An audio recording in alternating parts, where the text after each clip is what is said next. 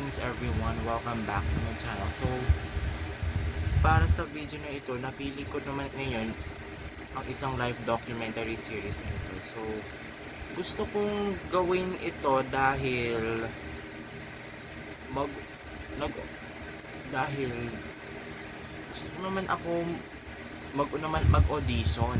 Kahapon ako last week pa ako nag-audition. So, May May 4 yata. Tama po. May 4 nung lumabas yung teaser ng The Clones Ka Voice of the Stars Season 2 ng Itbulaga na magsasend ng audition. Send audition videos. Pero isa pa yung tip na ito. Yung tip to.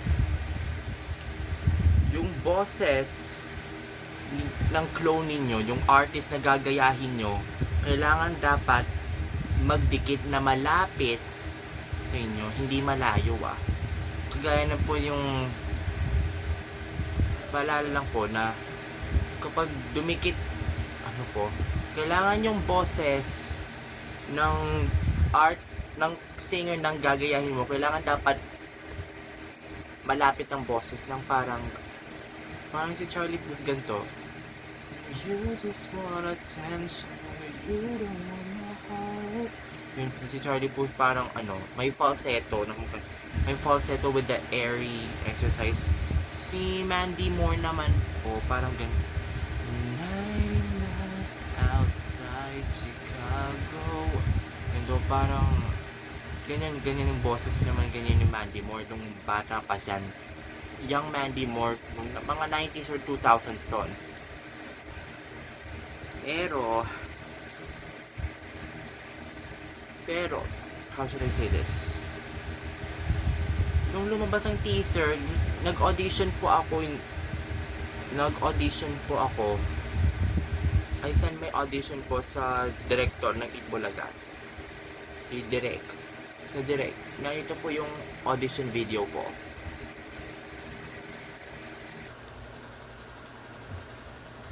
90 miles outside Chicago, can't stop driving, I don't know why. So many questions, I need an answer. 2 years later, you're still on my mind. Whatever happened to Amelia Earhart, who holds the stars up in the sky? Is true love just once in a lifetime? Did the captain of the Titanic cry? Oh, someday we'll know if love can move a mountain. Someday we'll know why the sky is blue. Someday we'll know why I wasn't meant for you. Yeah. Someday we'll know why Samson loved Delilah. One day I'll go dancing on the moon. Someday you'll know that I was the one for you. Ooh, yeah.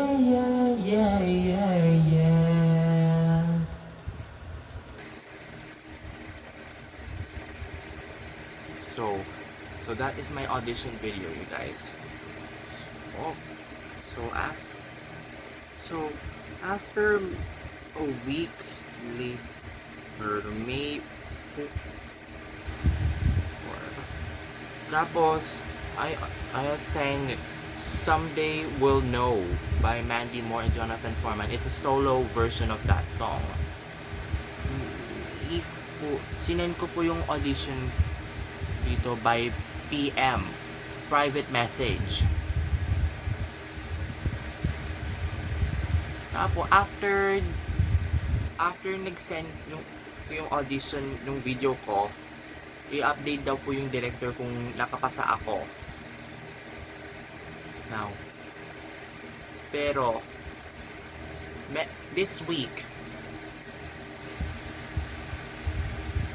po, nagtatanong mo ba yun na kailangan dapat na magkakadikit-dikit. Paaral po na dapat madikitan nyo ang boses ng gustong artist ang gagayahin nyo. That's a tip, but need this for later. For now, guys. So, Thursday,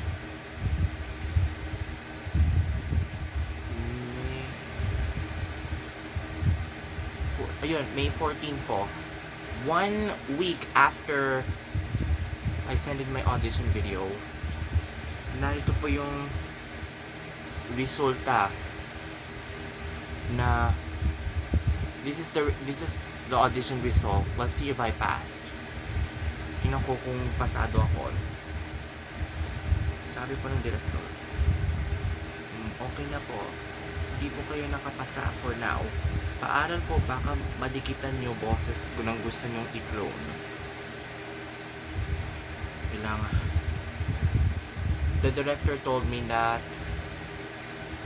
I did not pass the audition. Pero kailangan dapat, kung gustong mag-pass the audition, if you want to pass the audition, kailangan dapat madikitan ang boses ng artist na gagayahin nyo. Kapag malayo, wala na, hindi ka nakapasa kagaya ko. Pero okay lang kahit hindi ako pumasa. Well, at least I still have many more dreams, and I hope I will be discovered soon of being a singer soon. Well, kagaya ng last year, nung napanood ko nung last year, nung ang ka-voice ni Karen Carpenter nanalo sa The Clones September last year, sobrang proud na pa rin yung lola ko sa kanya. So, yung idol, yung lola ko naging fan din ng Carpenters din, bata pa. Tulad din si Matt Monroe, Elvis Presley, at may mga classic songs na dapat yun, mga classic songs, mga mahilig dyan sa mga classic songs yan. So, before I really want to conclude, I just wanted to say that for all of the auditionees na mga nakapasa sa The Clones, I'm giving you a proud support, all of you guys. Sa mga supporters sa inyo, kagaya ko, give it your best shot. And that's it for today, everyone. Thank you guys for watching.